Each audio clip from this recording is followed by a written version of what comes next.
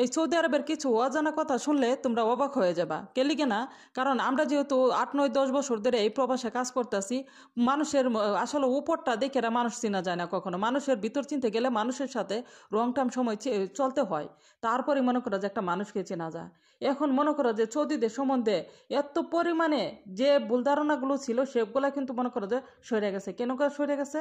কারণ এরা মনে করো যে মিনিটে মিনিটে যে পরিমাণে মিথ্যা কথা বলে, আর তারা মনে করে যে একটা আরব কান্ট্রির মানুষ হয়ে যায়। আর আমরা তো মনে করো যে একদম আমাদের কি বলবো, যে আমাদের নিজের পাপি পান্দা মনে হয়, যে আমরা মনে হয় যে এরকম ধরনের হয়ে গেছি।